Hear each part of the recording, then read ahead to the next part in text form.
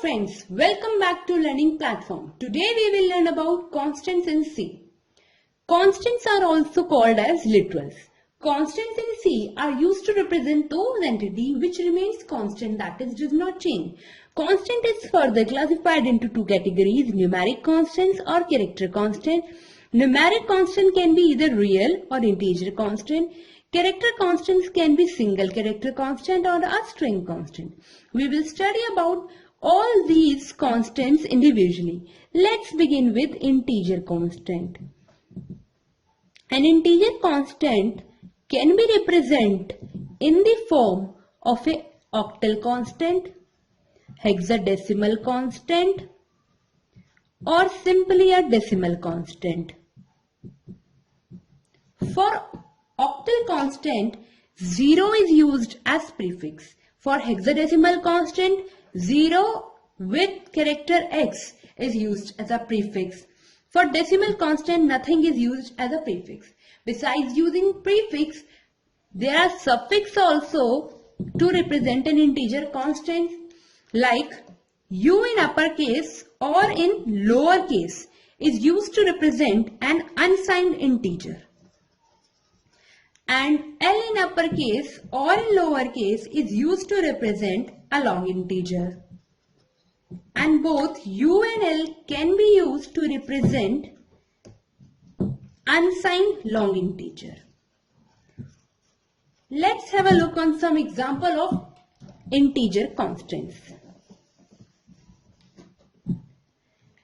Number 58 represent a decimal constant. Number 6b with prefix 0 and x represent a hexadecimal constant. Number 30, it represents an integer constant. If you are using u as a suffix, then it will make unsigned int. If you are using L as a suffix, then it will make it long int. And if you are using U and L together as a suffix, then it will make unsigned long int. So this is a representation of an integer constant. Now I am also going to tell you that what is the correct way of declaring an integer constant and which is the incorrect way. If you are writing 215 along with the suffix u is a correct form of representing an unsigned integer. 68 with 0 as a prefix is a wrong way of declaring an octal constant. Why so? Because 8 is not an octal digit. It is not an octal digit. Octal digits are from 0 to 7 only. That's why. And if you are declaring a number with suffix u two times, then it is also a wrong way of declaring it because a suffix cannot be repeated. That's all about integer constants representation. Now we will study rules for creating an integer constant. An integer constant have at least one digit present in it. An integer constant cannot contain a decimal point. Decimal point is not for integer constant. It can be either positive or negative. If there is no sign preceding the integer constant, then by default we consider it as positive integer constant.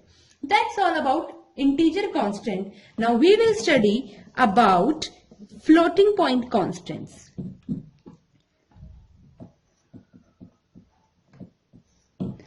Floating point constants have an integer part, a decimal point, a fractional part, or an exponential part. Float point constants can either be represented in a decimal form or in exponential form. To represent a floating point constant in a decimal form, a decimal point is present or exponential part is present. In exponential form, integer part fractional part, or both can be used. Some example of floating point constants are 3.1459. It is a correct form of representing a floating point integer. And if you are writing 510 and after it you are writing the exponential part, as it is an incomplete part, so you cannot declare it as float constant because the exponential part is incomplete.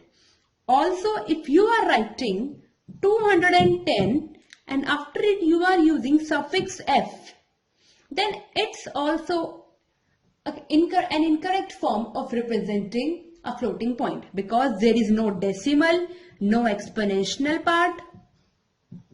So it is not a floating point constant. And if we are declaring point and exponential path both, but since there is no integer part, no fractional part, no integer part is present, no fractional part is present, so it is also a wrong form of declaring a floating point literal. Rules for creating floating point literals. A real constant, it must also have at least one digit. It must have a decimal point. It should have a decimal point. It could either be positive or negative. By default, here also the sign is positive and no commas, no blanks are allowed here also. Let's move on to character constants. Character constants represents characters within single quotes. For example, if I am writing letter A within single quotes, then it is representing a character constant and not a character. Also, if I am writing digit 1 within single quotes, then it is again representing a character constant instead of representing a integer. Character constant can either be plain, universal, or escape sequences.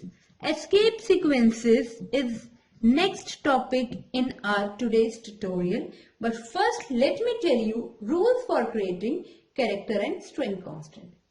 A character constant is a single alphabet, single digit or a single special symbol which is enclosed within single quotes.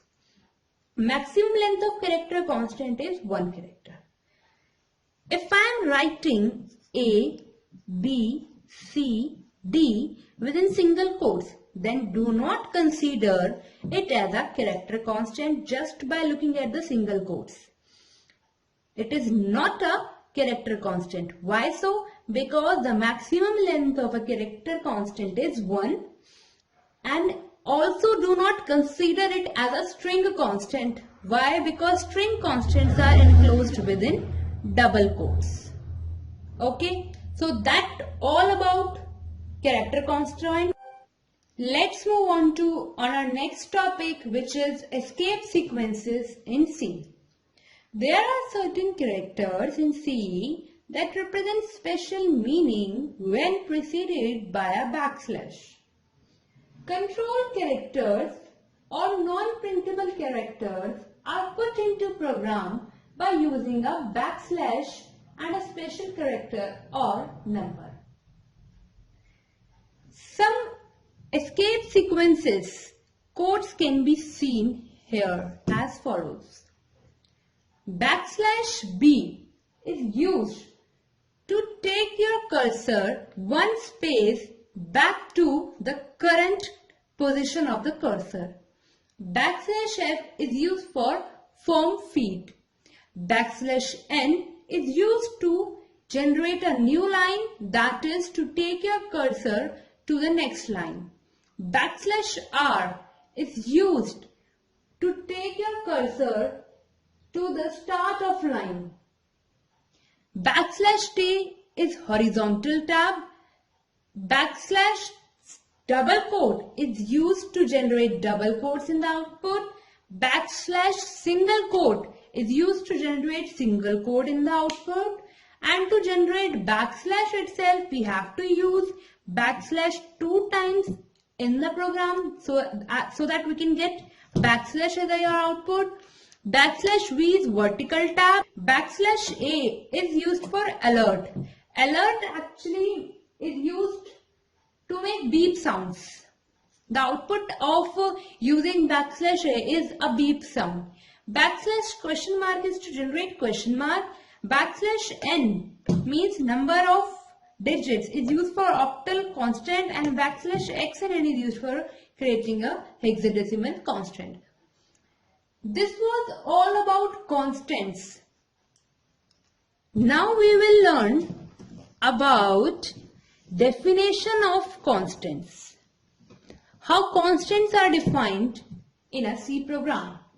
Constants are either defined using const keyword like const, then data type, then name of the variable. Or constants can also define by using hash define preprocessor directive in this form: hash define name of the variable and value given to this variable, and no semicolon after this. We will understand both types of definition with the help of a program in our next tutorial.